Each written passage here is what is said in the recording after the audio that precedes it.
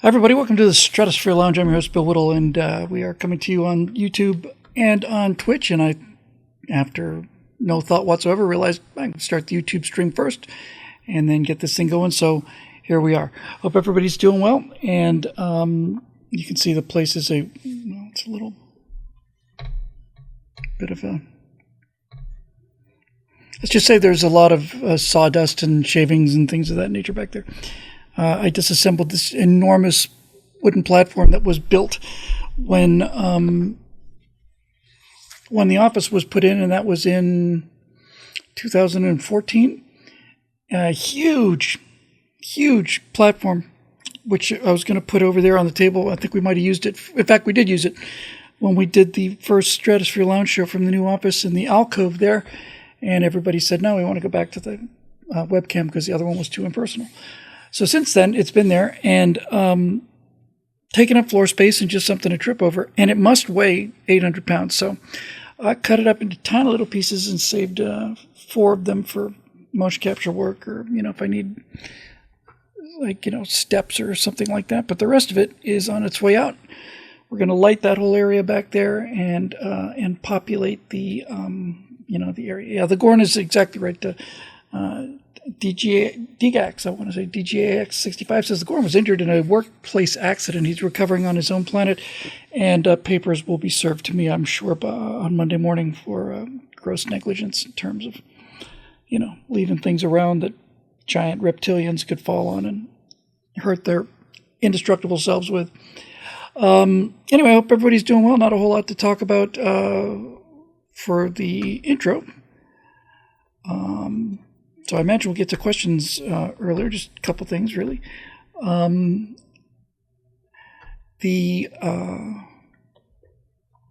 a little tough last night, to be perfectly honest with you. As virtually all of you know, I married a beautiful Russian woman who became a U.S. citizen last year, and she'd spent probably most of her life in Russia, in Sochi, on the Black Sea. And her mother, my mother-in-law, lives there, and her daughter used to live there. She's out of the country now, and I've tried to spend the last 18 months explaining to my wife that Sochi is not a military target, that there's nothing to worry about. They're 400 miles away from the front, and last night she comes in showing me video of burning oil tanks because apparently the Ukrainians hit oil storage facility in Sochi, which is not making her happy, and that means I'm not happy either.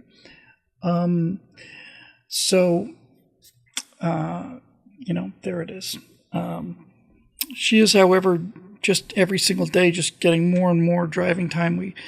I did a speaking event yesterday, which I'll talk about just very briefly, and down in Ensenada. About a little over 2 hour drive, and on the way back, the Ukrainians. Did I say the Iranians? I meant to say Ukrainians.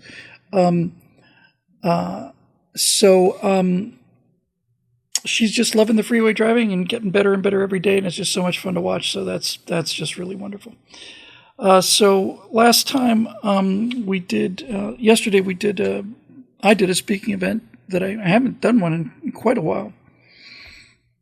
And this time I decided to crack open the ideas behind the fourth turning. I'm now about a quarter of the way through the book, and I haven't learned anything new in the last, 40 pages. I honestly don't know what, when I say that, it makes it sound like, oh, crummy, no good for nothing. It's a brilliant book. It's really very, very insightful. But it is just a slog. But I was kind of on fire yesterday. It was really fun because this, for those who've been familiar with it, we've talked about it on Stratosphere Lounge several times before. But a couple of authors, historians and sociologists, wrote a book called The Fourth Turning, and their argument is that history moves in 80-year cycles, 80 to 100 years, 85 years, 80 years, somewhere in that general neighborhood. And they say that period of time, that 80-year period of time, has been known throughout recorded history, and the Romans had a term for it. They called it the saeculum, which is where the term secular comes from. And basically, the idea is, well, average life expectancy has increased fantastically, especially in the last century. The total human lifespan hasn't changed really much at all. You know, the 120 is about the oldest, 120 plus, but the 80 has been pretty much the general lifespan. And I just going to go through and reread all this stuff, write all this stuff down, and simplify it enormously. But to simplify it enormously, if you think about these 80-year cycles are marked by a crisis, a major crisis, existential crisis, and they're roughly every 80 years. And so, if you think about it, Declaration of Independence was 1776, but the Revolutionary War was fought mostly in the 1780s. So you add 80 years to the 1780s, and you get the 1860s, which was when the Civil War was. If you add 80 years to the 1860s, you get the 1940s, which is where World War II was. And if you add 80 years to the 1940s, you get the 2020s. So their authors are not claiming any supernatural reason for this. What they're claiming is that societies evolve in much the same way that humans' life evolves, not the word. Societies progress the same way that the human life does. You've basically 4 seasons of the year. You've got spring, which is, growth, summer, which is maturation, autumn, which is the beginning of the decay, and then winter, which is the death of these things. And then it goes around again, again, and again. So I was talking about this, and the more I talked about it, the better I liked it, because it really does give you a great deal of hope, especially finding out that people 80 years ago and 160 years ago and 240 years ago were going through exactly what we're going through right now, which is the sense that, oh my God, everything's falling apart, everything we work for, it's just coming apart, and this is the end of it. The authors of The Fourth Turning say that modern man usually thinks of time as linear, meaning, well, we started at the revolution and we're going to end up in the toilet or wherever the hell we're heading. But primitive people look at time as chaotic, where, oh, look, lightning strike or something happened and something else happened and nothing's connected to anything. There's no real sense of time in the way we understand it. They said the way to think about time is the way most philosophers and a lot of cultures have, and that's cyclically. So the theory, which makes a lot of sense, is that when there's a crisis, 1780s, 1860s, 1940s, 2020s, when there's a crisis, something so traumatic happens that it shakes up the entire society. And once the crisis is survived, all of that prior, brush has been burned off by the necessity of surviving this crisis, the Civil War, the Revolutionary War, World War II. And immediately after the crisis, those people who are young adults, especially in the spring and in the fall of their lives, feel this tremendous sense of unity and accomplishment and achievement, and everybody's optimistic, and they say things like that is where the difference between sexual roles is the greatest. And then as time goes on, you get me. So I'm a baby boomer, but I'm really late baby boom, and it's often defined as 1943 to 1960. Some people say 64, but I like 60. So I was born in 59, so if I'd been another year or two later, I would have technically probably been Gen X. But in any event, the theory is that while my mom and dad went through the crisis, I didn't go through the crisis. However, I was raised by people that went through the crisis, and I have first-person contact with people who went through the crisis. So your parents are molding you and forming you because they went through the crisis, and they're instilling those kind of values that got you through the crisis and into this kind of, this kind of thing.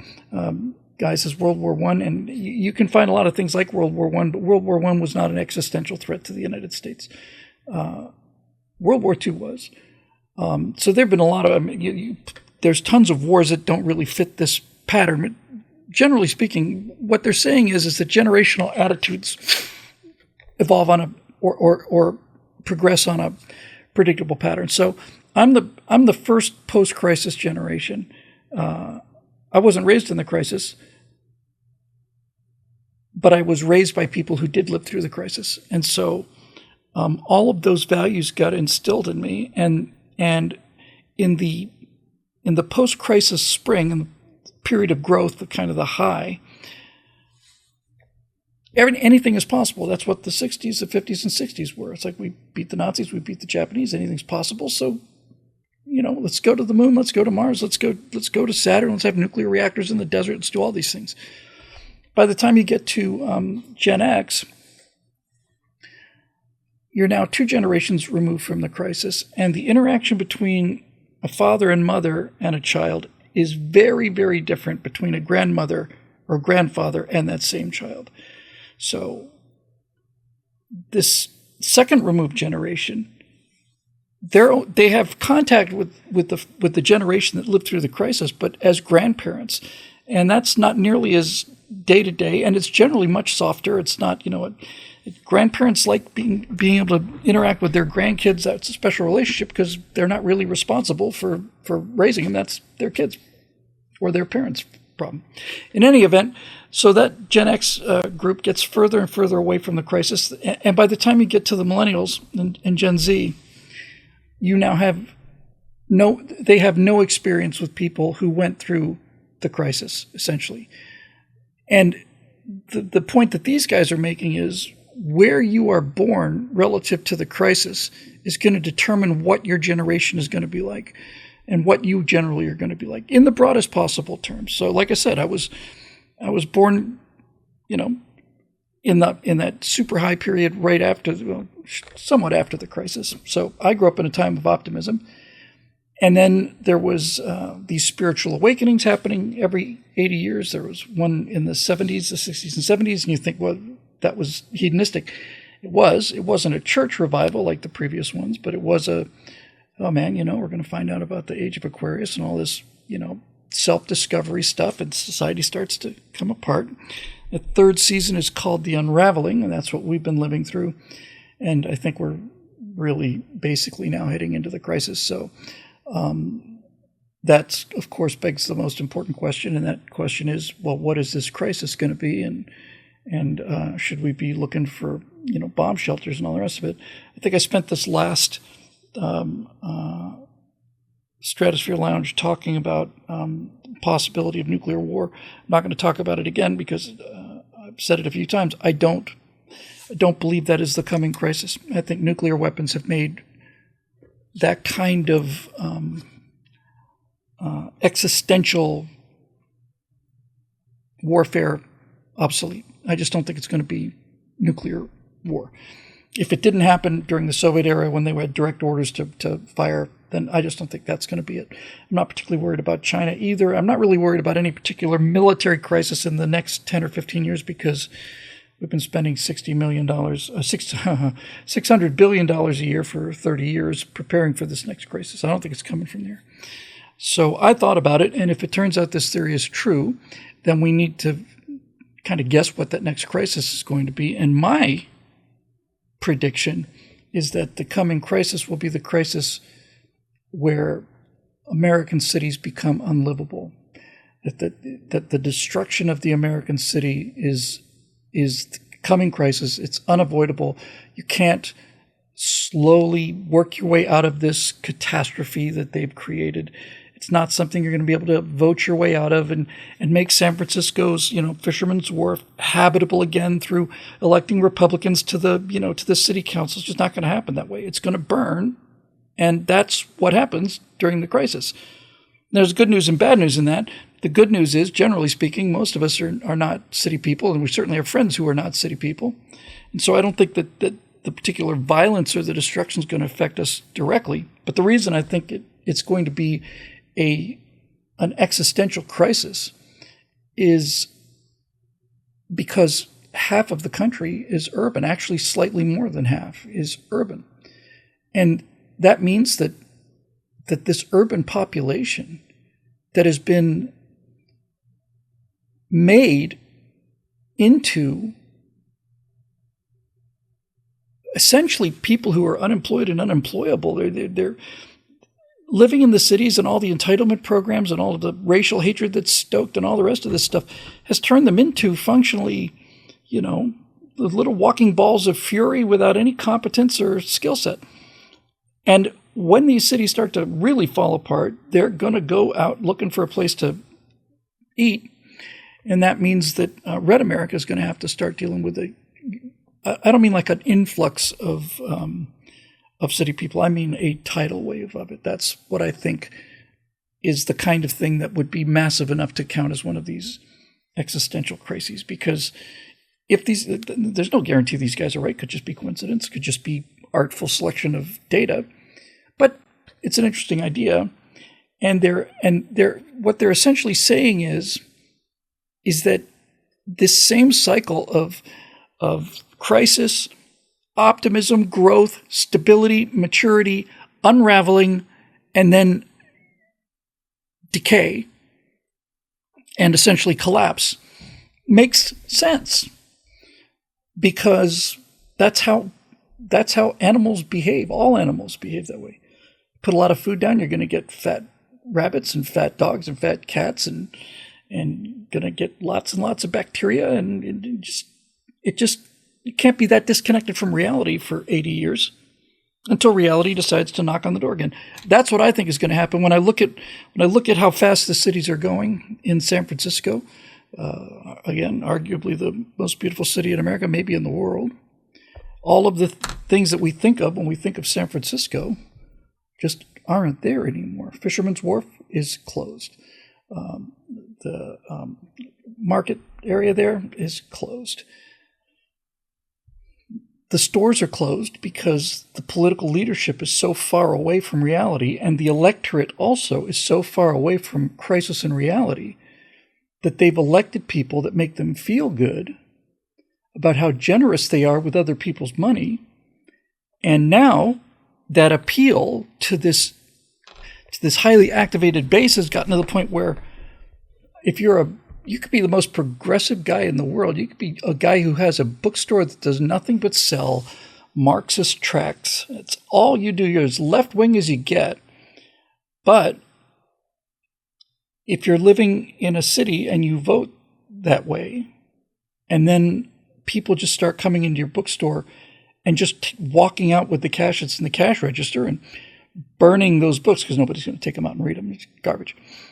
But it's true for all of these things. You look at these Targets, just a Target, Target store. That name is going to mean something pretty different pretty soon, I think. People just walk in and they just put in 2 shopping carts worth of the most expensive stuff they find, and they just go straight out the door and they dare you to do something about it.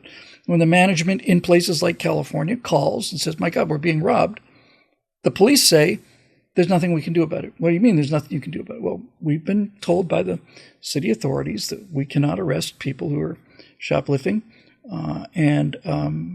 And if we do, we'll get fired. And if we do, they won't be prosecuted anyway. So that's the new political base for the left, is the criminals, the criminally insane, and the freakiest of the freaks. That's who they're going to continue to play to.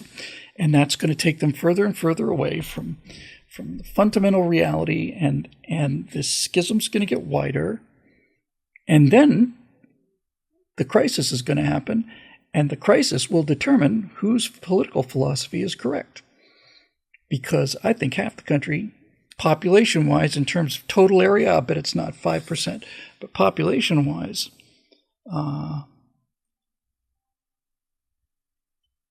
it's going to be half the country. Lady Hawk MB says 9,000 single men crossed over at Eagle Pass today. That's just one location on the border. 9,000. So, we have an entirely new set of problems we're going to have to deal with, and we're going to have to deal with them in an entirely new set of ways. Last crisis, we needed aircraft carriers and battleships and a lot of merchant ships. We needed to build weapons, tanks. We needed armies of guys with guns. We needed lots and lots of airplanes and needed lots and lots of ships. We're not going to need any of those things this time, I don't think. We are going to... People say, well, no one could ever invade America. America is being invaded right now. 9,000 people invaded America just in one location. Today, we're going to have to deal with that. That's what I think the crisis is going to be, is that this toxic poison from the cities and these Democratic-run areas are going to just spill out as those things collapse, and that poison is going to just spread into the healthy part of America. And the poison is attitudes. It's attitudes. It's the sense of entitlement. It's these people are...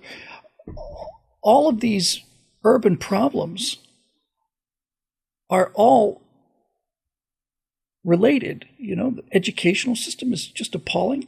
They can't name 3 other countries. We're at the place now where we have half of the population, at least half of the upcoming population generations, incapable, not only unwilling, incapable of doing any kind of meaningful work. And that incapacity doesn't mean that they're too stupid to do it. It just means, just to kind of put a button on this,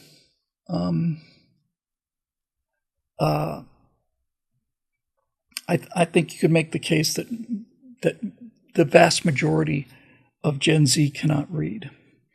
And when I say that they can't read, I'm not saying that they're not capable of looking at letters on a screen and interpreting what that means, although we're rapidly losing that ability too, because we're dealing with emojis now. We're gonna have 6 essential words in the emoji land that we're heading into, or that we would have been heading into, if it's not going to collapse under its own stupidity. But when I say that Gen Z can't read, I mean they do not have the...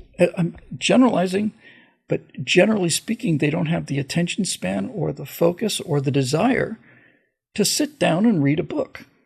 Sitting down and reading a book it's kind of work. So it does wonders for what your brain is able to do, and so we've got more and more people every day domestically who are less and less educated, more and more entitled. You would think that, ideally, if you're less educated and less capable, you'd at least be self-aware enough to realize that you're going to be at the bottom of the economic ladder for the duration. So you better either get some night classes or make sure your kids get an education. That's how it's been for 3/4 of this seculum. But now we're at the point where not only don't they care that they're not educated, they fully expect to have things done for them, including providing safe spaces. And if they need an answer, they'll just Google it, as they like to say. And when they're told you guys are being ripped off, it's kind of like, okay, boomer, that was true then, but this is a whole new time. You're all part of this, old generations, and we're the first generation is going to do everything right, which is what every single generation in human history has thought. So that's bad news. Good news is, and what I closed with during this speech is, this unraveling that we're seeing and this impending collapse is not the end of the Republic. It's the end of this cycle of the Republic, and that people felt this prior to the Civil War, for example. In the 1850s, the country was just in a state of absolute perpetual anxiety and near hysteria because they knew that this Civil War was coming. They just didn't know exactly when, but they knew it. But the point is, we got through it. And the point that these authors are making is, you have to have this cycle to advance. If you don't, then all of this detritus just builds up and builds up until everything's just choked off. You have to have this fire come through to cut this dead bush away and to return a lot of those fertilizers and nutrients to the soil. So the bad news is it's going to get worse, but we all knew that. The good news is it's not the end of the Republic. It's just the end of this cycle of the Republic. And when we get through the other end of the crisis, we will be back where we were in the 50s and 60s in terms of our attitudes and our optimism and our cohesiveness, patriotism, all those things. They're all going to come back because they're going to have to. And we will be further along in terms of the progress of the human spirit. And then we'll have another great 40 years, and then somewhere around the year 50 or 60, it's going to start to loosen up a little bit and get a little worrisome. And then in the years 60 to 80 years after this next crisis is over, those people are going to start feeling like everything's going to hell, and there they're going. So Eric Blake wants to know what's the response to them spilling out. I don't know. That's why it's going to be a crisis. I don't know what the solution to these things is. I don't know what we're going to do with the millions and millions of people that have come here just in the last 2 years. I don't know what we're going to do with them. I suspect that, well, one of the qualities of the crisis is that all of these kind of luxury beliefs kind of go away, luxury beliefs like you can just keep printing money, or everybody getting a guaranteed minimum wage, and all of these other magical beliefs where things just happen because things have been working so well for so long. It just, Now we're gonna be in some rough waters. But what I closed the speech with yesterday on, is I'll just kind of close with you guys too. It's like, yes, there's a storm coming, but this ship of ours has been through at least 3 of these and come out better on the other side. And it looks to me like this particular crisis will not be as bad as the last one, and certainly not as bad as the one before that. The Civil War was just a catastrophe. But after the Civil War was over, we made great strides. By the time we got to the next crisis, we were a fully industrialized country, and we had a lot of unity and all the rest of it. So BLD 1133 said Trump today said he was sending them all home. That's the correct answer. But achieving it is something different. And that's, I guess, why it is. I ended by talking about, this idea of opening up a barn or an old storage unit or something, and there's a rusting away Model T, or 1930s or Roadster or something. It's just a orange hunk of iron, and you put that on the back of a flatbed truck, and you pay the owner $20 to haul it away, and you get to the garage at home, and then you just lovingly and slowly start taking all the rust off.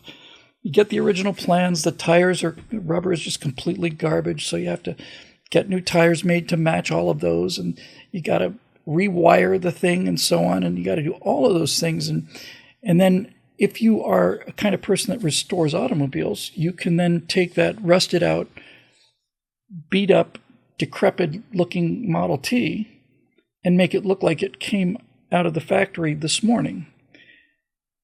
But this Model T will have GPS in it and satellite radio, and if you choose. I was thinking about this in terms of, it's actually a very interesting thought. So we talked several shows ago about Glacier Girl. Glacier Girl is a P-38. A P-38, for those of you who've not watched a ton of these shows, was a World War II fighter aircraft, twin-engine fighter aircraft, extremely distinctive. Really the only two-engine fighter of the war that America had. In fact, the only twin-engine fighter in the war that was any good at all. And it was very good. So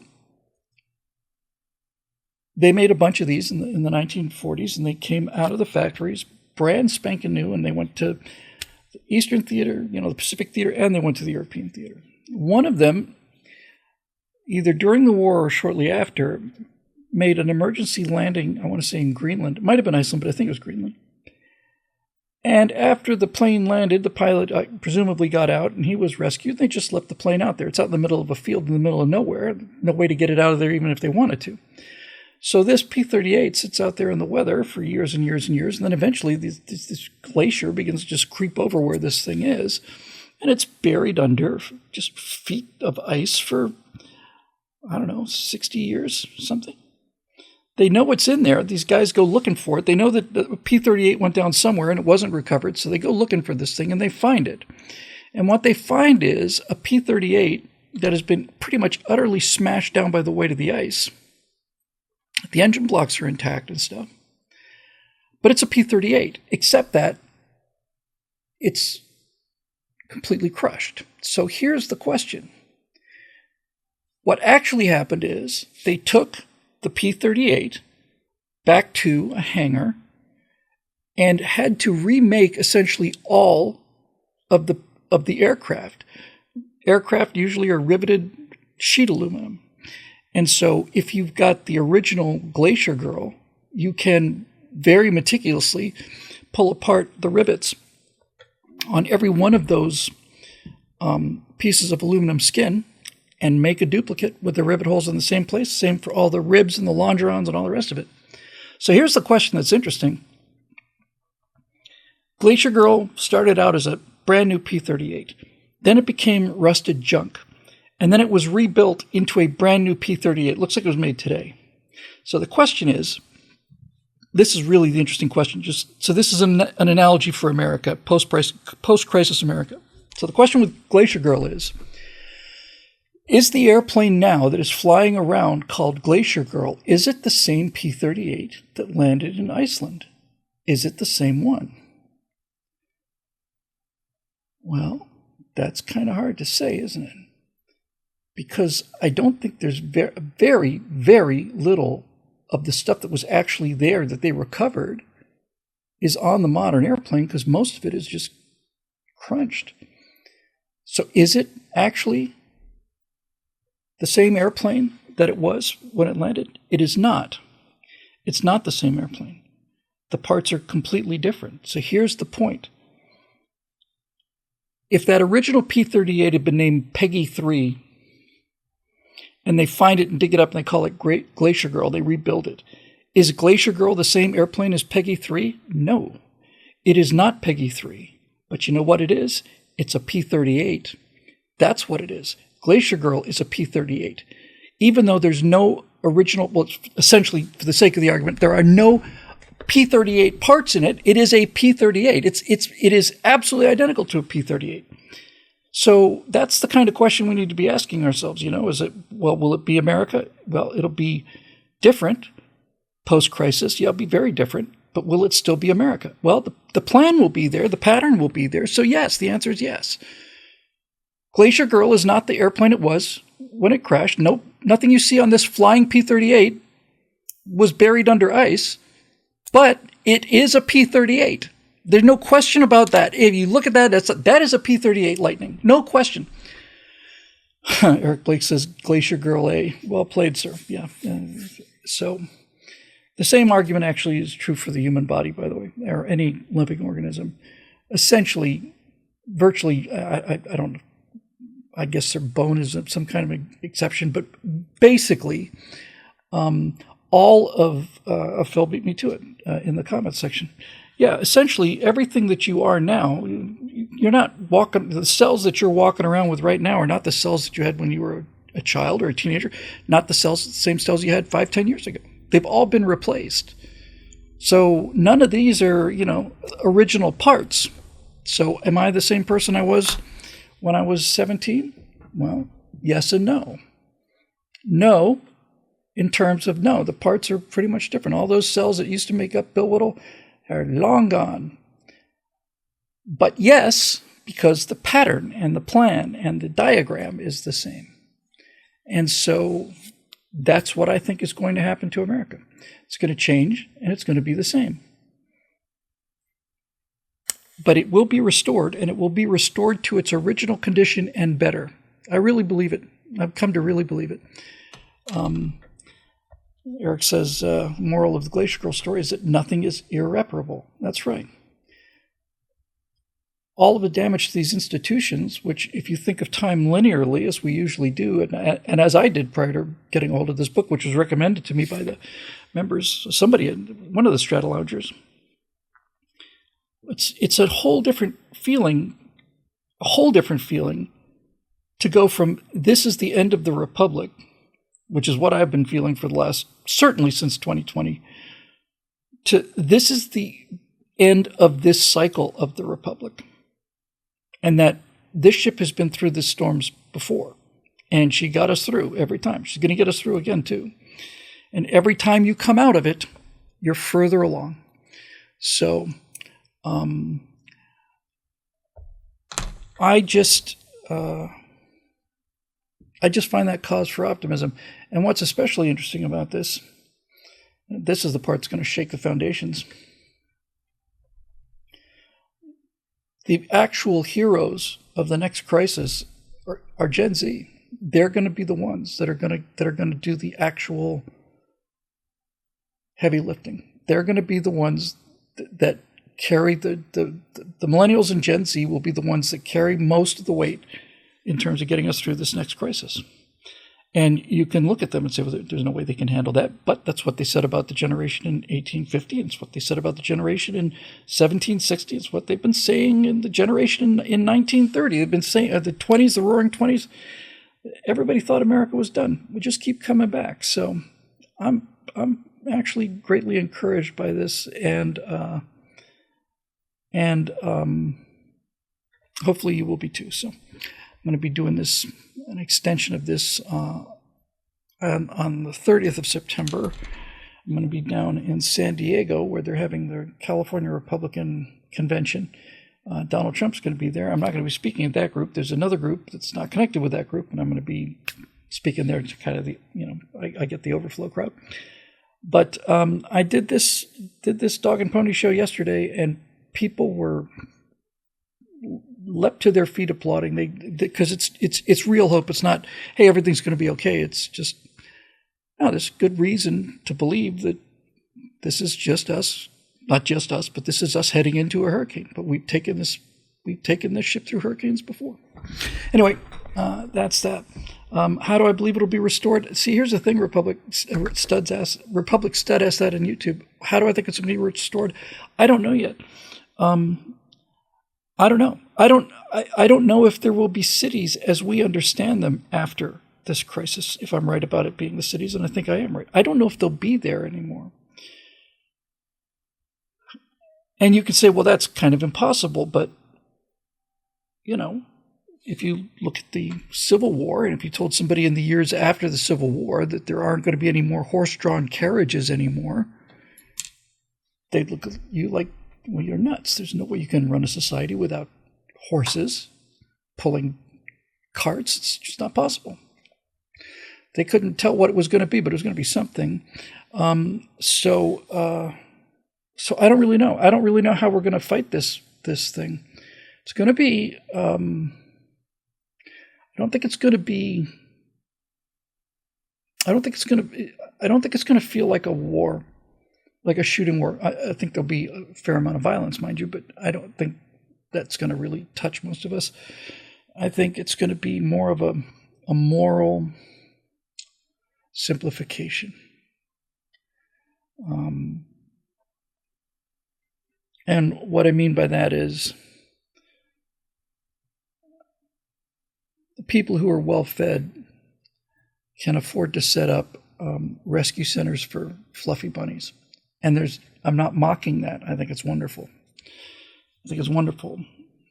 But it's a luxury belief. It's a luxury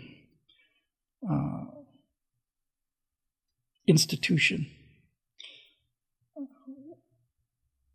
And we have a lot of luxury beliefs now in our society that we cannot imagine doing without, but we can do without them.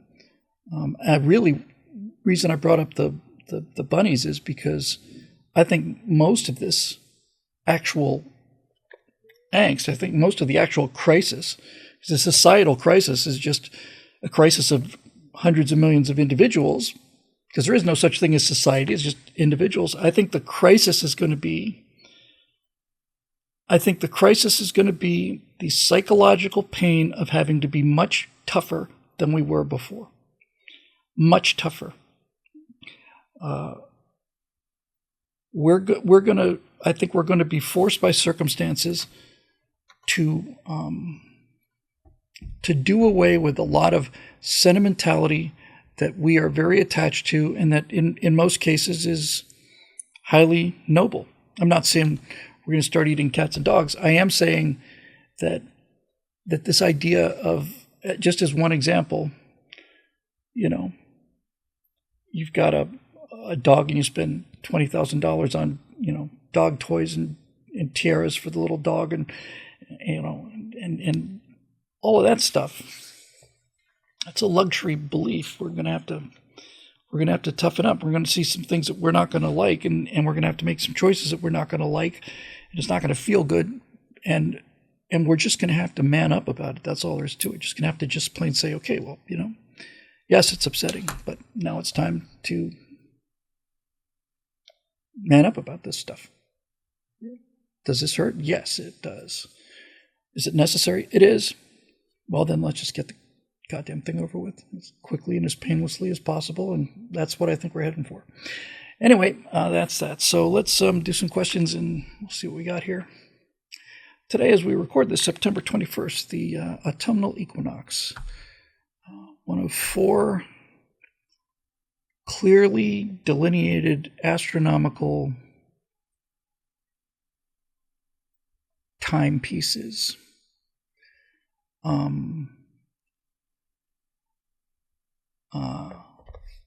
Uptick Mix says, I fear your comments and those of the likes of the Blaze are fentanyl to terminal culture.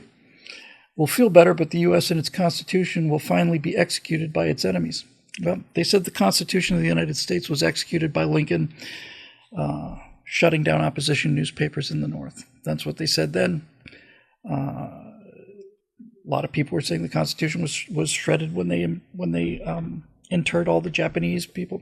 A lot of people said that you're going to have to ditch the Constitution in order to fight World War II because we can't have those kind of restraints on us. We need to be, fully. And I'm just saying that because I don't think it's true. I think it's, but we'll see.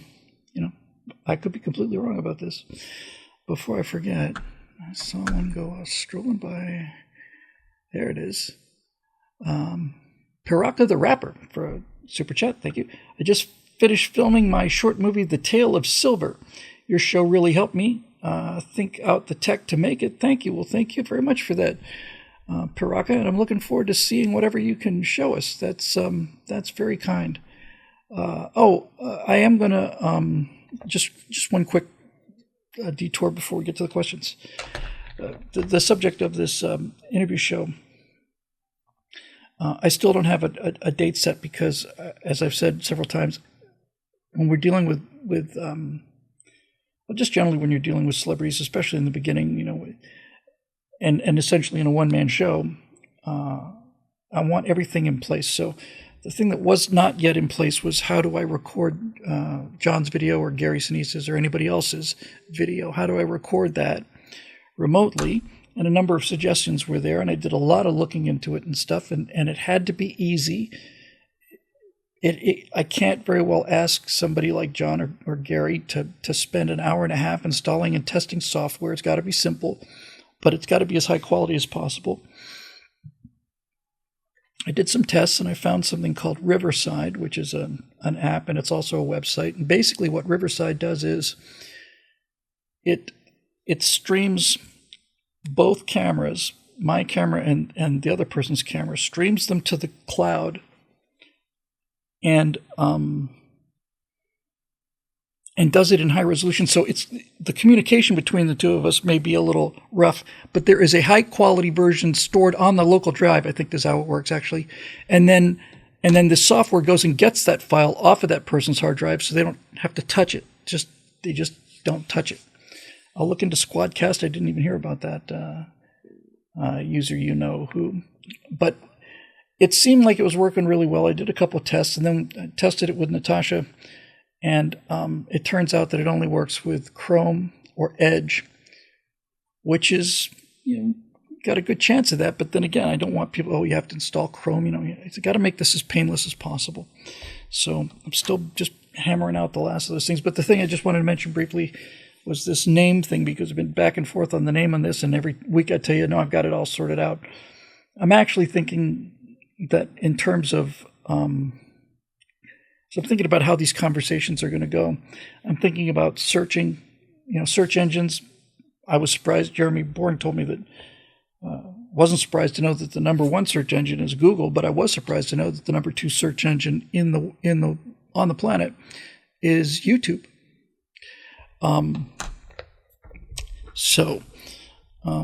Obviously trying to get some new people, and I think I'm thinking about calling the show "How to Tell a Story." That's what I think I might call it. "How to Tell a Story with Bill Whittle." And that way I can look at anything I want to. I can look at archetypes. I can look at character plots. I can have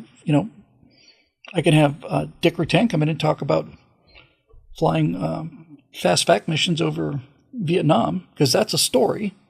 And we can find out what's interesting about that story. Thank you very much, Lisa McGraw, with a $20 super chat, nothing attached. Just being kind. Thank you. So I think there's to be a fair amount of searching for how to tell a story. Because ultimately, when I went through the script and the notes for Midnight Cowboy, so much of what I did there was really digging into the screenplay. So that's the name of the show, du jour. So there you go. Yep. So. Eric suggested Bill Whittle storytellers. I think that there is a fair amount of searching on how to tell a story. I think most people who are looking for tutorials on how to make movies or write a book or any of that stuff, right now that's what we're going with. Anyway, that's the detour. So let's get back into the swing of things here.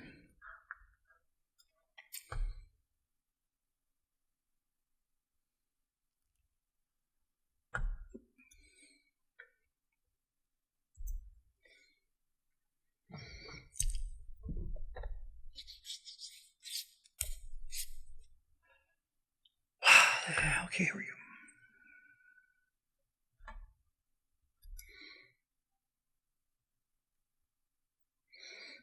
go. I have to log myself in here. All right, here we go. Members. Come on. Member forum. Funny thing happened on the way to the forum. I wasn't in that show, but I was a stage manager for it. It was fun. It was a fun play, actually. Stratosphere Launch questions and more. And 921 Stratosphere Launch questions, politics. Here we go. Dun, dun, dun, dun.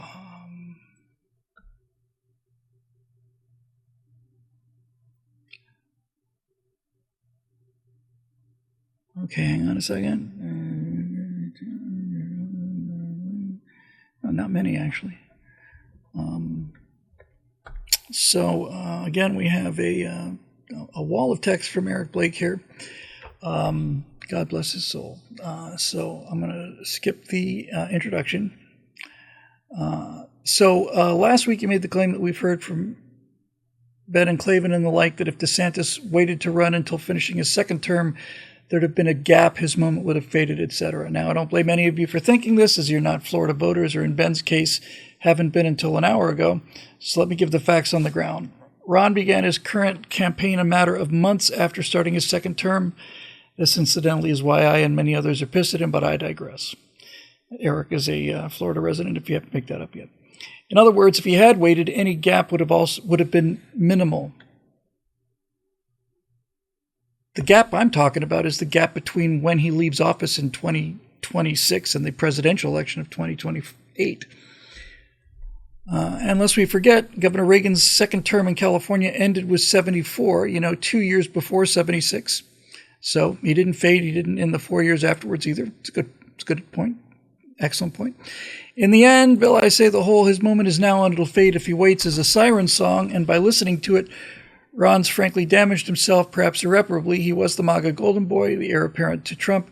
Now he's alienated that base with his hubris. So, Bill, am I missing something? No, I think you're got it. The question is, what will DeSantis do between 26 and 28? And of course, will there be anybody between now and then? That's a pretty long time. Who's going to, be shinier? But just playing the Ron DeSantis for president in 28 scenario, he's going to have to do something during 27 and through 28. He's got to stay in the limelight. I think he should run for senator or something like that. That'd be my guess. But you could also argue that's a step down for a governor, because by far, the U.S. presidents have come much more likely to be a governor than a senator, and more likely to be a senator than a member of the House of Representatives.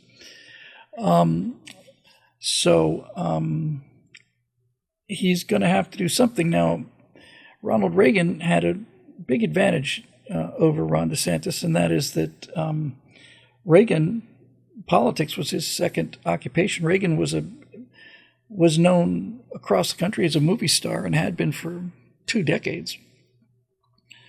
I don't remember when. I'm virtually positive that Reagan's work touring the country for GE was prior to him becoming elected governor of California. It must have been.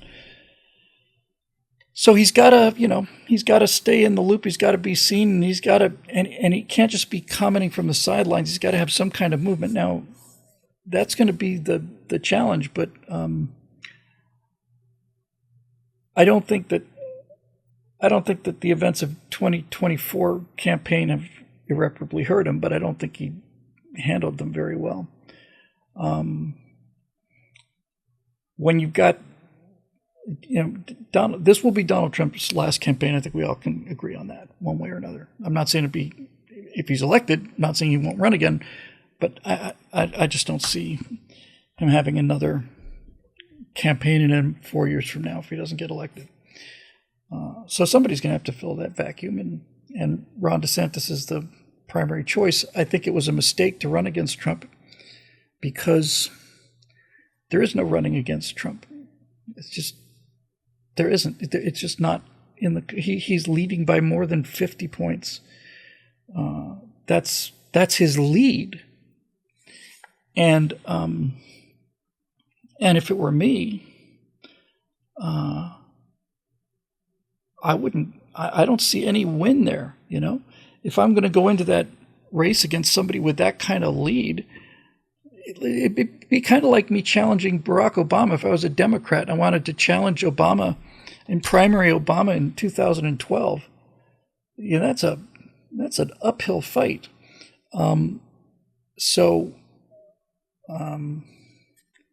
I think he would have been better to sit it out, because I don't think he ever had a chance of pulling it off.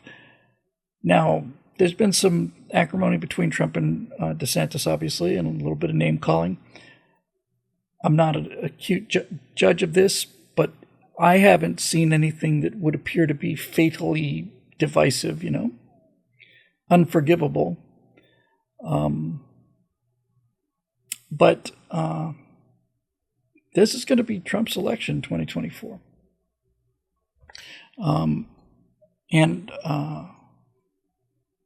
And the key statistic is that Republicans there's only been 2 years in the 21st century, 2 individual years, non-consecutive years, by the way, when more people called themselves Republicans than Democrats. Only happened twice in the 21st century so far. And I think once we were up +2, and then another time like +3, something like that. Last number I heard was we were up +6.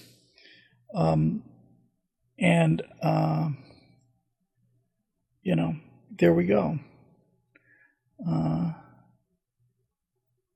Yeah, something going on here. You're saying.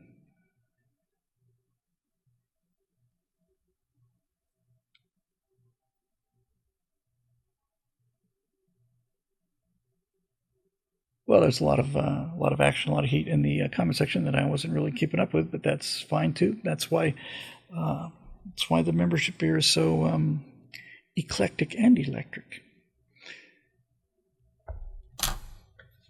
When you say electric guitar, did you mean eclectic guitar? That's a joke for one person. One person will get that reference. Anyway, so that's that. Ian Nolan. Bill, you said many times before that the enemy doesn't get to make the same sneak attack twice, and there's some truth to that. Maybe the ball we should be keeping our eye on isn't mail-in ballots or voting machine shenanigans, but all of the illegal aliens that are being dispersed throughout the country and how they could interfere with an election process. Thoughts? Yes. I'm not saying that that is it, but I'm saying that's the kind of thinking we need to be doing. 9/11 succeeded because, and it's commonly, in fact, it's universally spoken as a put down when you say that generals are always preparing to fight the last war. But honestly, what else would you expect them to do? They're not science fiction writers, and you've got a budget. I used to think, and when that term is used that way, everybody's preparing to fight the last war. So we've got all these bombers and all these submarines and aircraft carriers and all that other stuff, but we're never going to be looking at another fleet like that. We're never going to see the Japanese Kurobutai?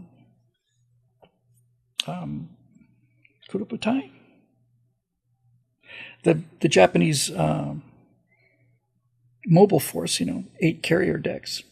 We're never going to face that threat. China's not even remotely capable of challenging us on the ocean. So are we spending all of our money preparing to fight the last war? Here's how I prefer to think of it. I think of it not so much as we don't have the vision to see what's going on in the future. We don't know what's going on in the future. The way I like to think of it is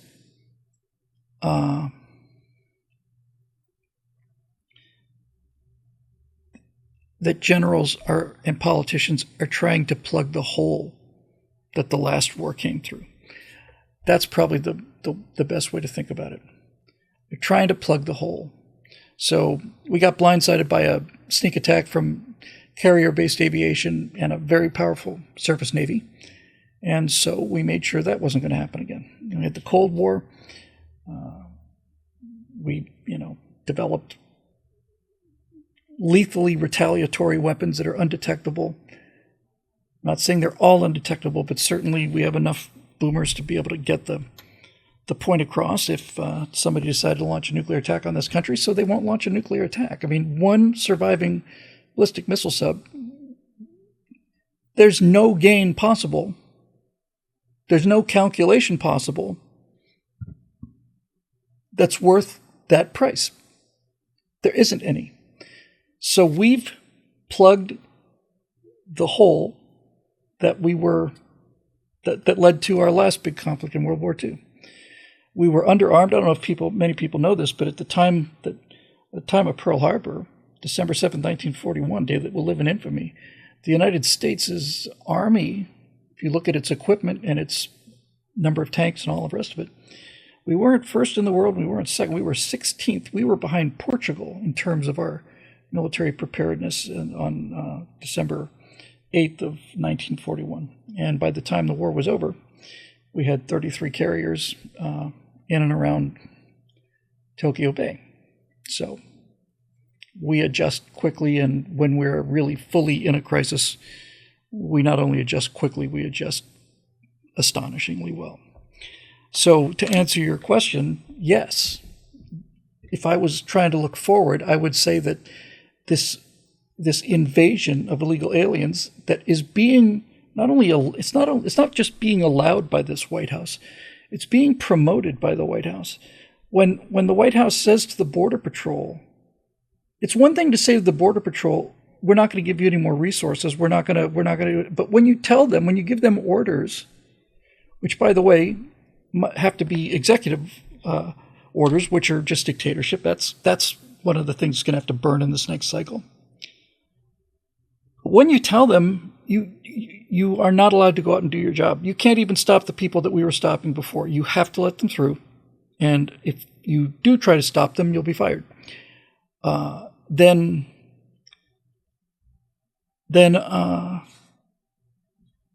there's something going on. There's something going on.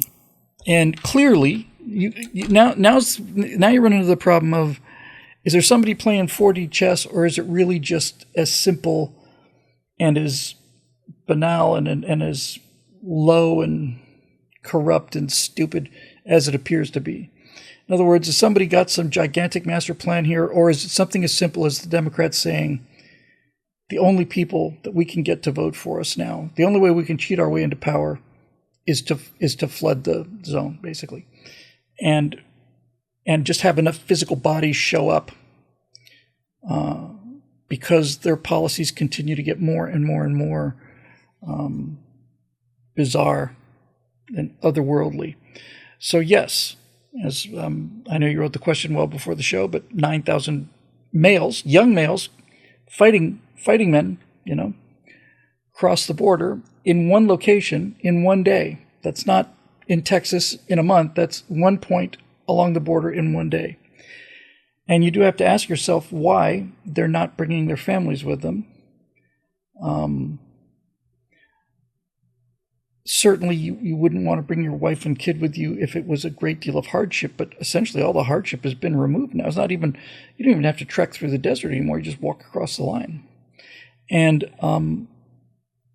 so this very well could be the infiltration of hundreds of thousands, if not millions, of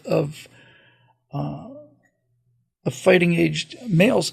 But I will tell you one thing. There's no way for me to believe allowing this many illegal immigrants into the country could be part of the plan, and undoubtedly is part of their plan.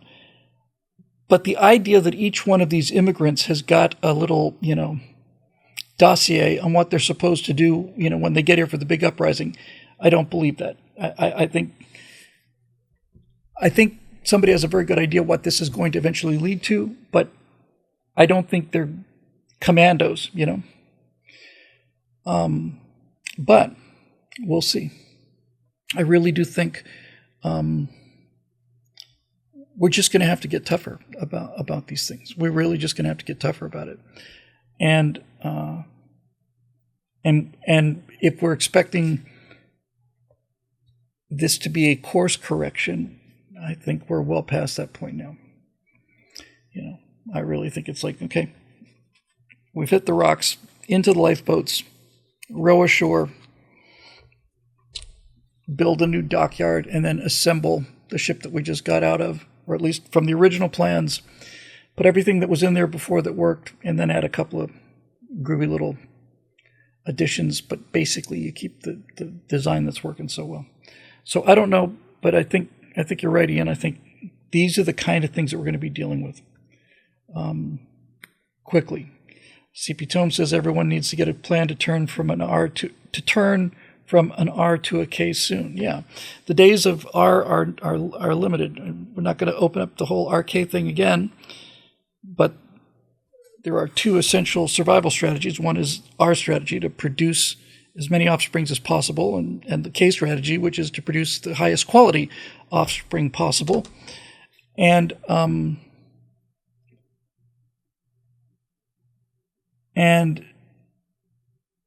the Ks have gotten sentimental, and so the Rs have started. I say Rs, I'm talking about their ideas. I'm talking mimetically now. Their ideas are breeding out of control, and the Ks have just been sitting around fat and lazy, and it's going to be time for something to change, I think. Okay, second time asking from Chris Taylor. Last time he got so upset at the first sentence he didn't even manage to get to the question. Seems so unlike me. The Biden junta just put a price on all overseas Americans' heads by paying around $6 billion for 5 U.S. hostage prisoners. Then they waited several days after doing so to announce it, only to inform the world that we are spending billions of our tax dollars to a member of the axis of evil on September 11th. Are the people who decided to announce this on 9/11 enemy agents celebrating their victory, or just useful idiots laughing at doing something the conservative normies will hate? Or is there still some possible excuse that could be made for them that it was incompetence or ignorance of the date's significance or such? No, there's no argument for that. There's clearly no argument for that. Is there any other way to interpret this but I hate you message to normal patriotic Americans? Yes, this is a really great question, Chris. I think a lot of what we're seeing now, I think the transgender movement is a large part of this. I think these, look, the question is, how far do you want to go with this? I used to think that this idea that that a group of elitists, were pulling strings in the world, I just thought that's just as nutty as it gets. The world is much more complicated than that. And then we saw things with COVID, and we saw things with, the election, and there are no other alternatives that you can use other than something coordinated is going on at a very high level. And you get the World Economic Forum and these DEI scores and BlackRock, going to fund you if you have a drag event for elementary school, you get a better rate on your $60 million loan, that kind of thing. So something's going on. Now, how far do you walk that? Are there 8 people that sit in a wood-paneled room at the bottom of a volcano someplace with chairs that, dump them into a pool of, lava, or sharks with frickin' laser beams on their heads? I mean, how far does that thing go? George Carlin, there's a clip of Carlin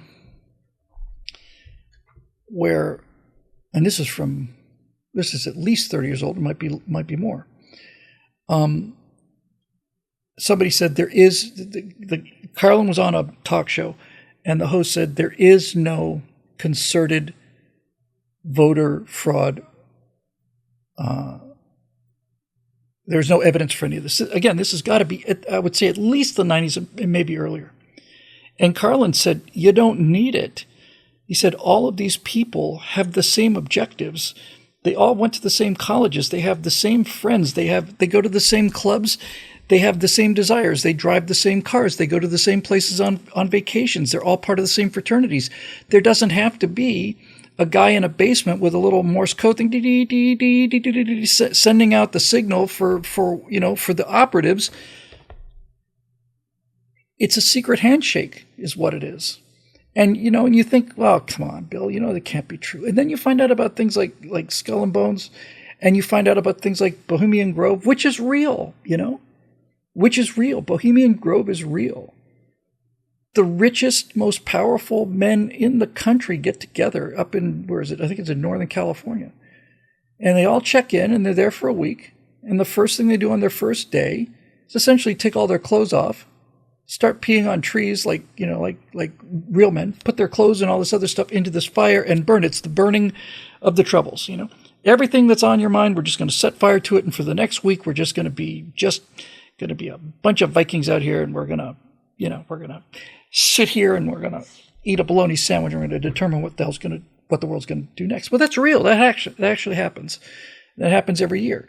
There's a meeting in Davos every year. There's a meeting in, where is it? It's not Sundance, but it's that kind of a place. There's a resort in America where all the tech giants get together and meet for a day or two every year. What are they talking about? They don't tell us. And this is real. So, where does a rational, skeptical person go? I don't think there's really anywhere else to go. So then you just have to start asking yourself, what do they want? What do they want?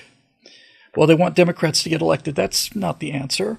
They want Democrats to get elected. Okay. For why? The people that are controlling let's just take concrete examples, because talking about this makes me feel like I'm crazy. And I have to remind myself that these opinions are based on evidence. So let's look at the evidence. In the 2020 election, Hunter Biden's laptop surfaced, which had photographic evidence, prima facie, first-person, fingerprints on the keys evidence that not just that Hunter Biden was completely corrupt, but that Joe Biden was getting a regular take. He's wetting his beak on transactions that used his position of power as vice president in exchange for money, which went to his son, but which he also took, which came to millions of dollars. There's no question about that. Okay, so in 2020, that information was suppressed. If you talked about it on Twitter, you'd have your account shut down. If you talked about it on YouTube, it'd be pulled down. We'll leave the whole COVID-19 aside, but it's the same kind of thing. It was suppressed. And the FBI came up with the story and said, oh, it's misinformation. But we know that they know. And we know that the tech people know that this was real. So this is just like one step at a time here. So clearly, now people argue maybe it didn't affect the election. I seem to remember hearing something like 70 or 80% of the Democrats who voted for Biden, when they were asked afterwards if this would have changed their vote, they said, well, hell yes, it would have changed my vote. So let's say that this giant tech industry and a coalition of big money and all the rest of this influence wants Joe Biden to be president. It's not because they like Joe Biden, and it's not because they run around with a big D Democrat shirt on their pasty little bodies all the time while they're barbecuing things. If they want Democrats elected, it's because the Democrats will further their agenda.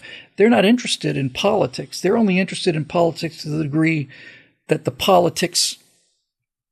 they want to influence politics to make their agenda more attainable for them. I don't know what that agenda is. I have a couple of just general guesses. But I think the evidence for this so far, where these little steps we're taking, is overwhelming. Okay? Overwhelming. And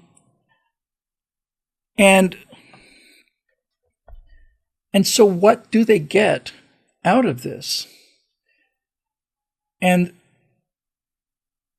one of the things I think they're going to get,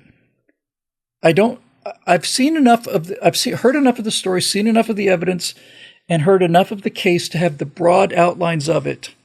I mean, the broadest outlines of it. I don't know any of the specifics, so it's hard for me to talk about it because I don't have that kind of granularity on the information. But essentially, the argument is that if you elect politicians who keep spending money at the rate that we're spending money, and you come up with a number that is utterly unimaginable, 35, that was probably closer to $40 trillion deficit now, that money cannot be repaid. It will never be repaid. It's just never, ever, ever going to happen. And that has been true since the deficit got into double digits. Once it got to $10 trillion, forget it. Okay. So what's happening? Well, people who really dig into this say it's in the interests of these big money concerns to have a great reset. That they win by this because if you zero all of the accounts, first of all, they control the accounts, so they can set how many zeros they want. There's no question they're trying to get rid of cash. There's no question they're trying to get rid of any sort of transactions that don't go through the web that they can't control. I personally believe that the entire electric car movement is a halfway house to get rid of cars completely. I think in my mind, there's no question about all that. And of course, hovering over all of this is the climate change threat, which has fully half, if not more, of the country completely terrified that this is the end of the world. So where does that go?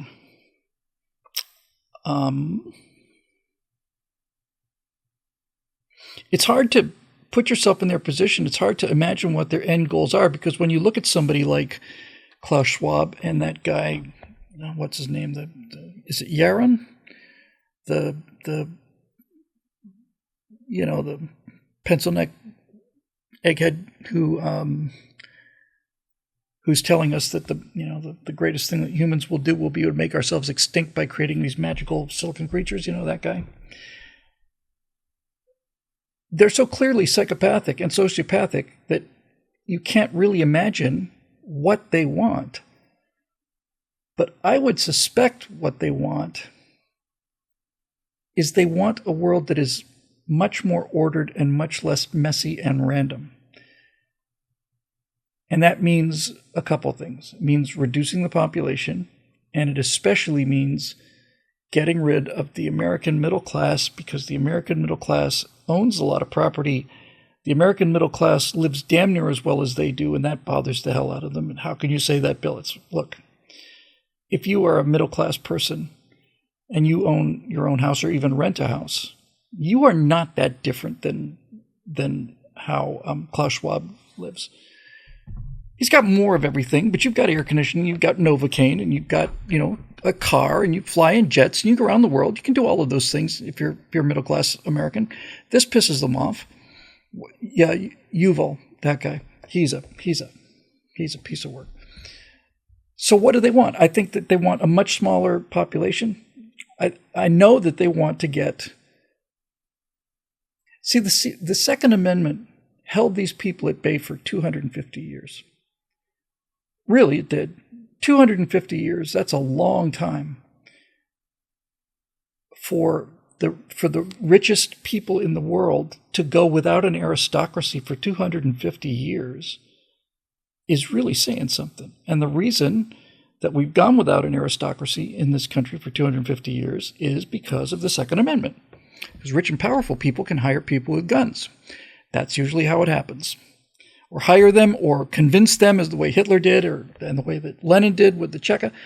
You can always find thugs and barbarians who are perfectly willing to kill somebody or beat them up. And all of this has been going according to plan since we came down from the trees, but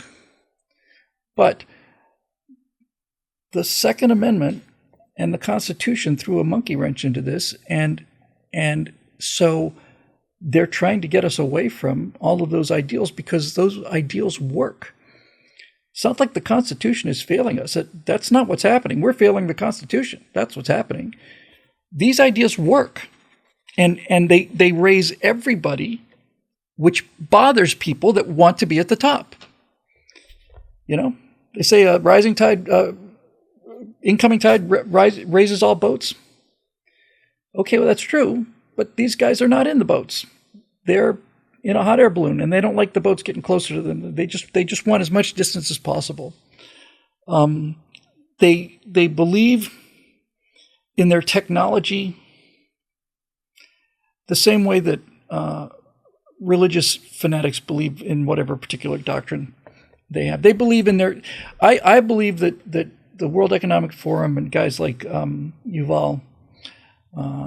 I believe that they are as convinced that this new immortal body home is not only possible but around the corner. I believe that they have the exact same level of fanatic belief as the Heaven's Gate people did. That flying saucer is just around the corner, and we're just going to get on it, and we're just going to live forever. Super chat from Ken Davis. Here's the thought. Can we get youngsters to read and understand Heinlein or Ayn Rand? There's truly no such thing as a free lunch, but not many libs understand this fact. I think the quick answer to that, Ken, is that no, you're not going to get them to read Ayn Rand or Heinlein, but you can create something that has the same moral foundation that Ayn Rand and Heinlein have laid out. Nobody's going to read Ayn Rand. I can barely read Ayn Rand. She's incandescently brilliant. I don't know how many pages that book is, but if it's 500 pages, it's probably, if it's 1,000 pages, then there are 50 tremendously great pages in Atlas Shrugged. And the rest of it is, so no, they're not going to read it. But that doesn't mean that the ideas are dead. Those ideas can be put into other forms, like the colonies or Benjamin Mace Mattingly or the rest of this stuff, and carried on that way. But back to this guy again, this Yuval guy. These people are materialists. They're 100% materialists. They're 100% atheists, and they are desperately trying to find. This is what the AI thing is all about. They are in a desperate race to create an immortal vessel for their own selves, their own identity, before their biological body fails. That's what I think is really going on. And that's how I think they're planning. I think they're aware of what technology can do.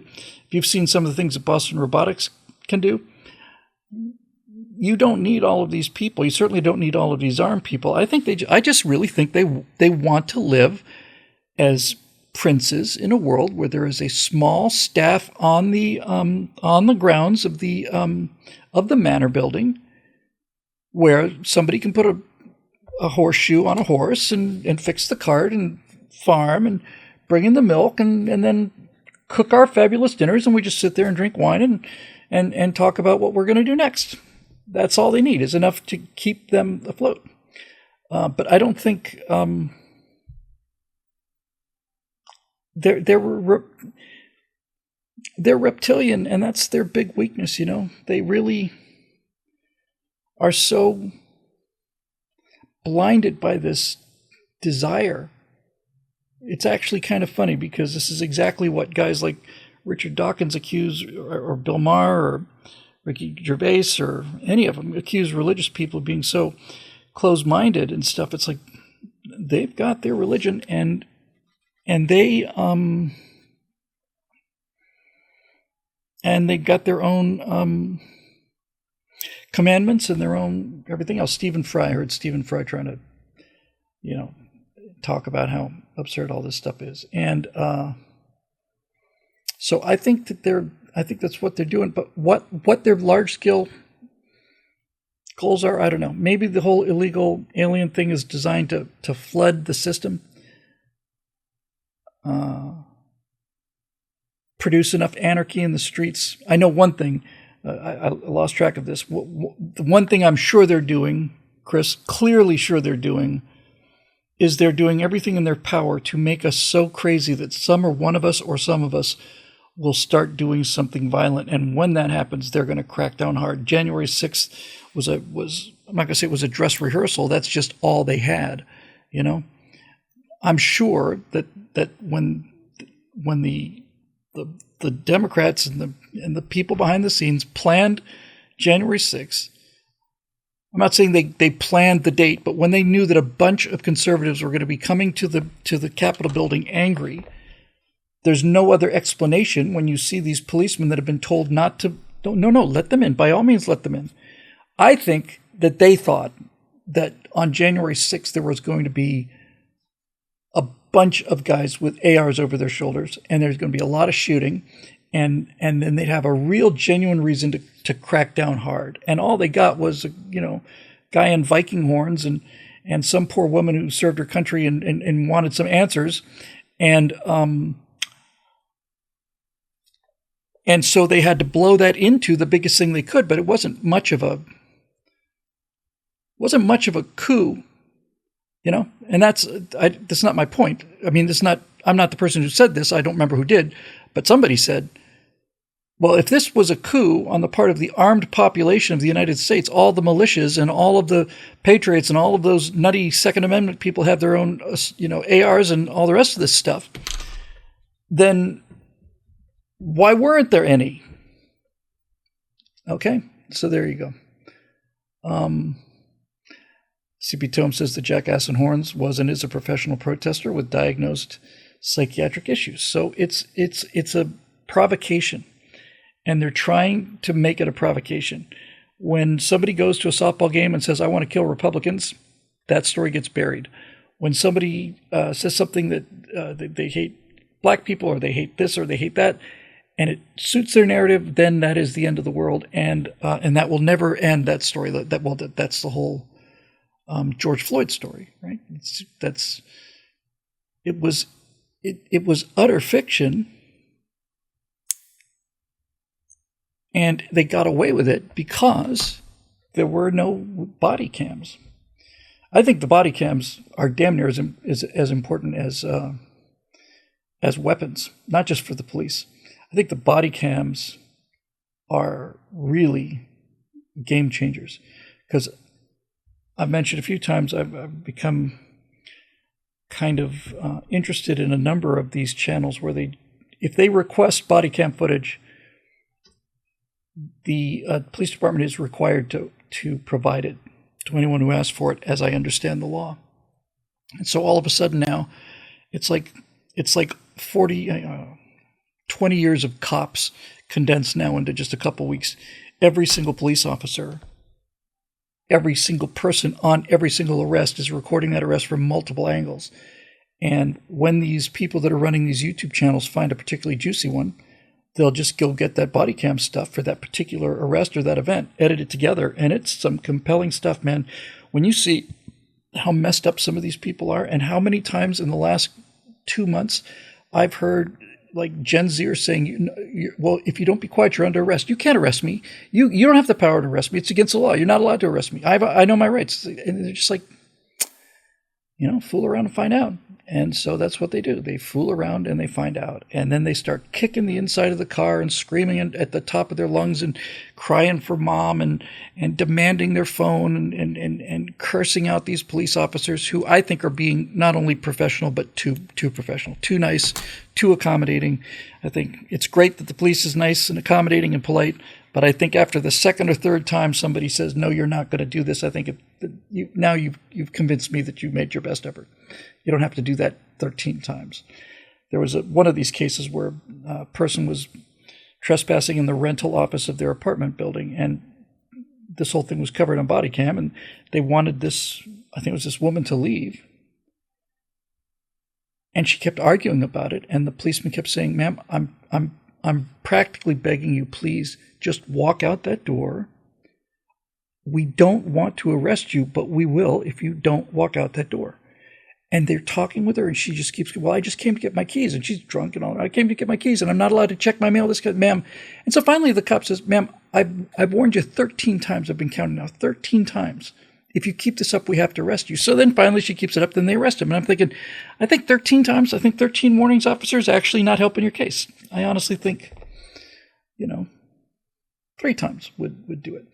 But the reason these body cam things are so important was because you can't have a George Floyd incident with body cams. They can't do it.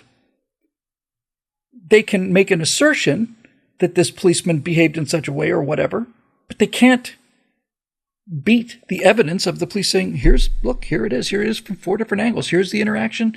They swung at me first. This guy pulled a gun, whatever. There's a number of cases that have happened since Floyd that could have been turned into Floyd too, except that there was video evidence of what actually happened, and they don't have the ability to do that yet. So anyway, Chris, I think when people say, well, what should we be doing? We should be training ourselves to look at areas where we don't think there's a threat. That's where it's going to come from.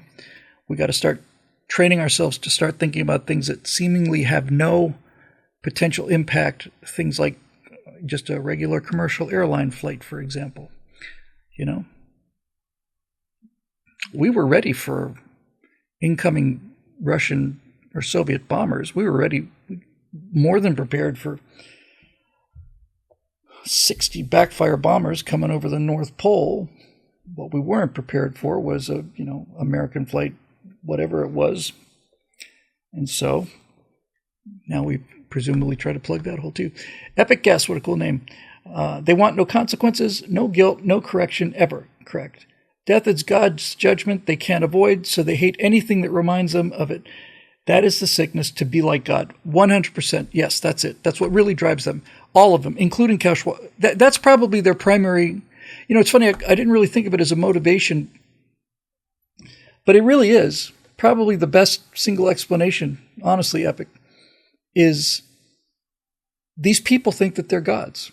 They think that they have not only the ability, but the right and the obligation to tell all of us what to do. We're all NPCs in their little video game. And this business of artificial intelligence it's the Tower of Babel. It's humans saying, we are gods now. We are gods. And we will create life, and we'll create life better than what that bearded loser did with, with biology, we're gonna, what he made, namely us, we're gonna leave that in the dust. They're going to be made out of titanium, and we're going to have a nuclear power plant in them, and they'll be able to survive in outer space and walk across the entire ocean underwater and all blah, blah, blah, blah, live forever. Blah, blah, blah, blah. I see no sign of this happening at all. So anyway, there you go. Let's go back to questions, and I'm getting a little hoarse. We did 4 hours last time, which is kind of shocking. 1:30 here. So let's see what we got. We got Dave Wilson. We got Eric Blake again. I think we might do that, and I think maybe because I still have show to edit and post and all the rest of it. All right, so here we go. From Dave Olson. Hey, hooray for Dave. Hey, Bill, before I begin, I'd like to point out that the Psyche asteroid mission is set to ascend to the heavens upon a thundering Falcon Heavy on October 5th at 7:38 a.m. your time. Will the right angle crew be doing live stream duty, or are you keeping your powder dry for Starship launch, hopefully later that month? I think I'm happy to say, Dave, happy, very happy. I'm genuinely pleased to be able to say that launch of a Falcon Heavy is moderately interesting to me now, because we know that thing works. If I'm aware of it, I'll certainly watch it. If it's, I don't think we'll live stream it. We will certainly live stream the next Starship flight. And you see that Starship on that new pad, and that pad is so high. It's just, for those of you who are real space geeks, during the Apollo program, obviously the Saturn V's did the heavy lifting. You had to have a Saturn V to get to the moon. But if you just wanted to get into Earth orbit with a command module or command service module, you didn't have to burn a Saturn V to do that. You could do that with a rocket that's about half the size in terms of length, called a Saturn 1B. It's essentially a bunch of redstone rockets strapped together. But the Saturn 1B is a really cool looking little rocket. And since they had to launch out of pads 39A and B, when you launched a Saturn 1B, they launched it on what looked like a bar stool that goes about halfway up, and it's kind of sad. That was the last launch. That was the last launch I actually saw at the Kennedy Space Center. I saw the shuttle from Gainesville several times, but I was from Gainesville, from 100 miles away. But the last time I saw, the last rocket I saw, the last Apollo hardware I saw launched, and I'm virtually positive the last launch of the Apollo series was Saturn 1B. I genuinely do not remember whether Apollo Soyuz came before Skylab or after. I just don't remember. But whatever it was, I saw Saturn 1B. Anyway, this new stand that they have for Starship reminds me so much of that. Wow, that thing is up high, man. That's just even more impressive. And then I realized, well, last time you did it, the damn rocket, yeah, I thought so too. Soyuz, Apollo, CP Tome says Apollo Soyuz was before Skylab. So I saw the last of the 3 Skylab missions take off.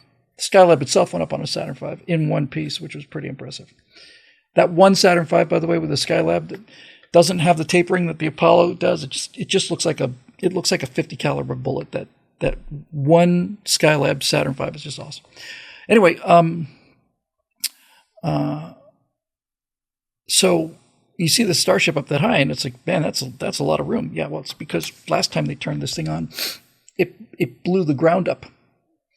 It just blew up the ground and kicked all of the dirt and concrete chips back up into the engines. So if you're going to have a failure, that's the kind of failure I'd want to have, Well, we built this thing out of reinforced concrete to withstand the most powerful rocket engine ever made, and we lit that candle, and it turned out that the most powerful rocket ever made destroyed what we thought was hard enough and solid enough to launch the most powerful rocket ever made. If you're going to fail, that's how you want to fail, in my opinion. All right, so we won't be doing that. Now to business. It seems that pointing out hypocrisy and deception on the part of the left is useless. Indeed, they seem to revel in getting away with it. Should we refocus our efforts on pointing out what they want is usually stupid, evil, and or both. After all, they are. It's one of the things I talked about. CP Tome said, in chunks of concrete, hundreds of yards, destroying minivans in parking lots beyond what was thought minimum safe distance. Cool.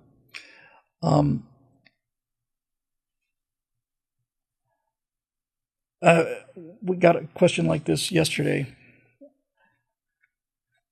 It's been happening with me for a couple years now, maybe even a little longer, but now it's pretty much set. I think any effort at prevention is wasted effort. There's no preventing this. And one of the things about this fourth turning is, even though it's hard to accept, not only can you not prevent it, but you shouldn't. So if we're going to spend our energy on arguing with these people, that's just wasted energy. So what do we spend our energy on? I think we move from prevention to preservation. That's my opinion. We concentrate on preservation, protection. I started that talk yesterday by saying the Republican Party better get its act together, better come up with a brand, and better come up with a logo better than this horrific thing that we've got now, because we're going to start seeing a lot of people coming our way, and we need to buff up this place so that when we have new visitors here, it doesn't look like, Aunt Marty's living room with the vinyl covers on all the furniture. It's got to look like a comfortable place for people. We gotta buff up this message, this image, and make it cool again. And so that's what I would do rather than argue with liberals and try and change their minds. We can't change their minds. The only thing that's going to change their mind, they say conservative is a liberal who's been mugged. And what's happening right now, you're seeing it all the time, it's all over YouTube, is that liberals are being literally mugged by muggers in places like New York City and San Francisco. And they know that the people that they voted for are the ones that have allowed this to happen. And right now they're going through that cognitive dissonance where they're saying, why doesn't somebody do something about all this crime? Oh, wait, I voted for the guy who said that they wanted to abolish the police. So maybe that was a mistake on my part. So we need to make that a lot more attractive out on the street, better signage and all the rest of it. Also,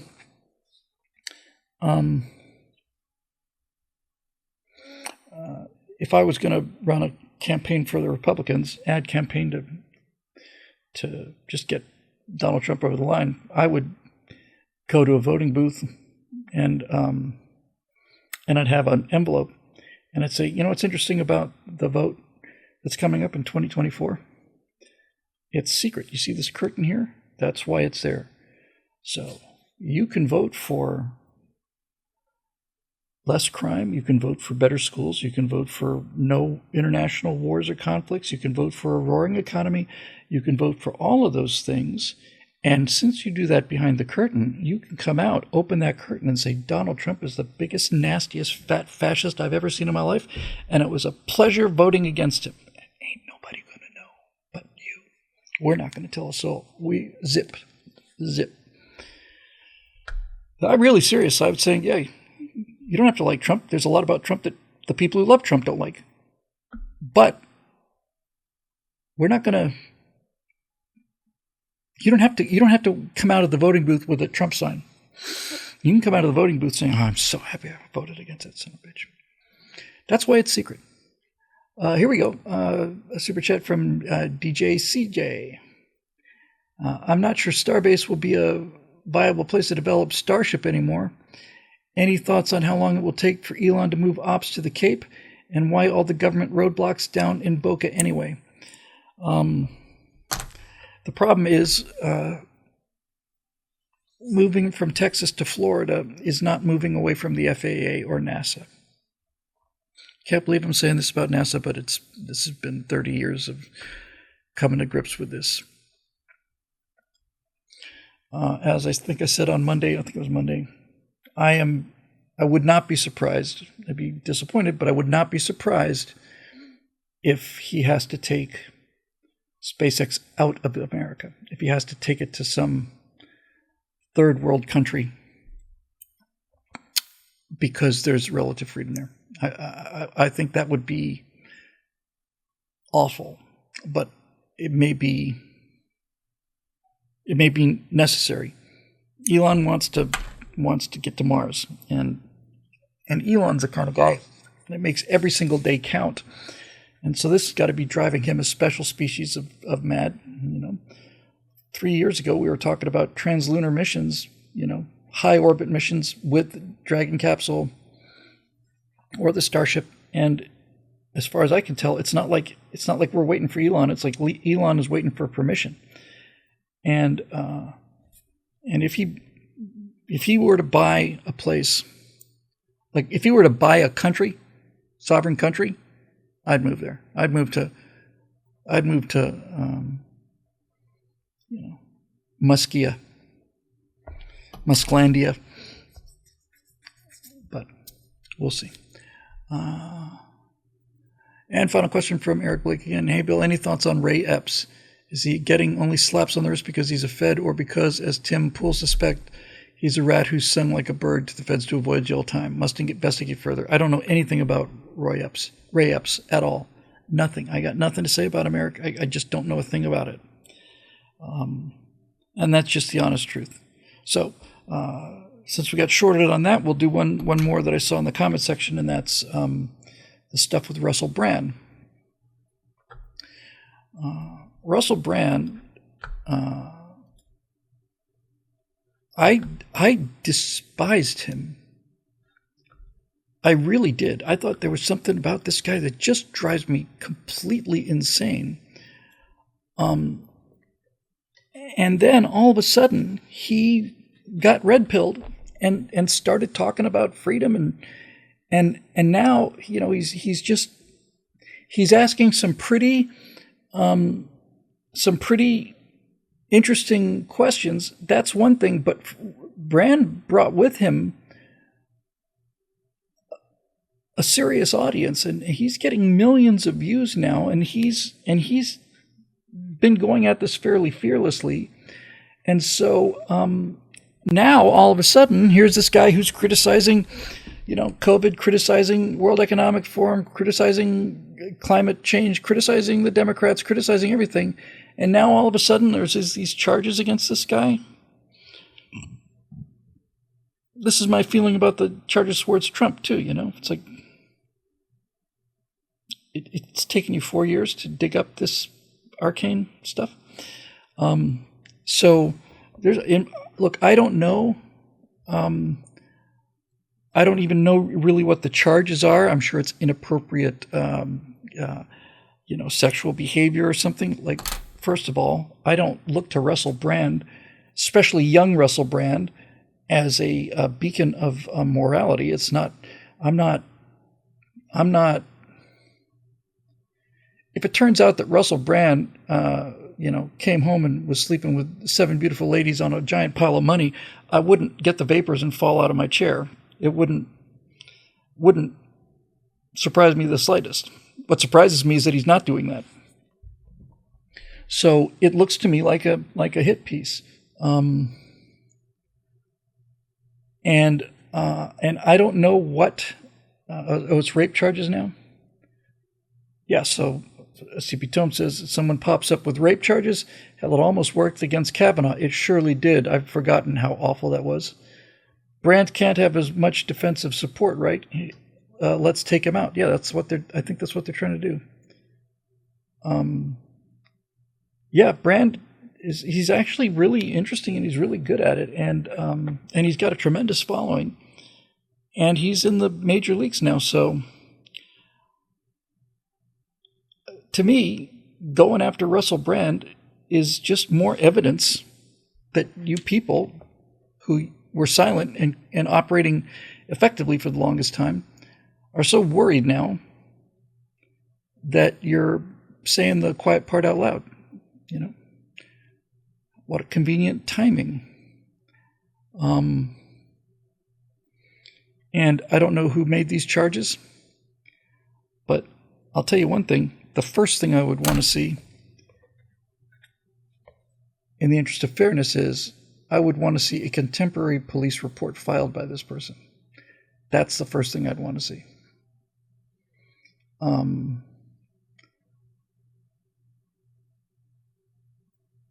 Because otherwise, it's just, yeah, he did this. Time to cancel him. This was it Blasey Ford or whatever her name was with the Kavanaugh. She's just gone back into the woodwork from when she came, but she should be in prison for perjury, number one, and helping to destroy this guy's life. There's no consequences. These Biden appointees go to Congress and they ask them, well, this is your responsibility. Why didn't you do this?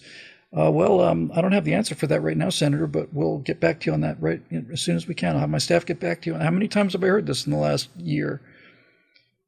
And they come in and look. Do you believe that there's a difference between men or women? Well, I believe that the educational no, it's a simple yes or no question. Do you believe that there's a difference between men and women? Our society has created just dancing around with them, and it's like, can somebody please bang a gavel and say, you are here under oath. You will either answer the question yes or no, or you'll be cited for contempt of Congress and you'll get a criminal record. Maybe we'll send you to jail. Who knows? And that never happens. And all of these body cam arrests I told you about, all these spoiled brats and all of these entitled, Zoomers and people telling the police that they can't do this, or you can't arrest me, or, I'm going to call my mom. Where's my phone? That kind of thing. And you think finally they got reality caught up with them and consequences caught up with them, and you find out that they had felony assault charges against an officer, and the judge says charges dismissed, paid a $600 fine, that kind of thing. That is enough to make you ill. So,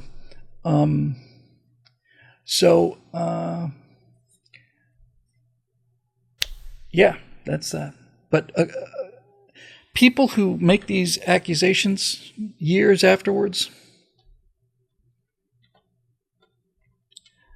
you really have to ask yourself, Eric, talking about saying the quiet part out loud. Eric said, remember when cops had batons? I miss those days. Yeah, now, and I'm not talking about the police batons either. I'm talking about that kind of Irish cop with that little wooden sort of billy club thing you'd have on a little leather thing around his waist, around his wrist, and you just kind of swing it around, just walk up and down the street, swing. It's like, hey, here I am. Everybody behaving themselves good, because I don't want to have to crack anybody on the head with this little stick I'm carrying. But honestly, it's like they get, they make a loud enough noise and they get off. They get set free. So there you go. All right, I'm going to call this one. And we are looking at, 1 hour and 47 minutes. By the time I finish this up, it'll be about 1 hour and 50 minutes. I'll call that the minimum viable product to avoid lawsuit. I think that's a fair thing to do so. I've still got some editing to do so. I think at this point we will say goodnight, trying to get all this stuff back there worked out, and we'll see. But it'll be soon, and until then, the show's made possible by the members at BillWhittle.com who continue to pay the bills here and keep this little show of ours going and keep these ideas moving and all the rest of it. So thank you to all of the members, and thank you to the rest of you low-life, slacker, parasitical freeloaders and gold brickers. We love you all.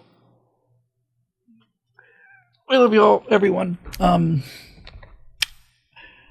So anyway, thanks for being here. So we'll say goodnight to the YouTube people first, because we said hello to them first. So YouTube, thanks for joining us, and we are out of here.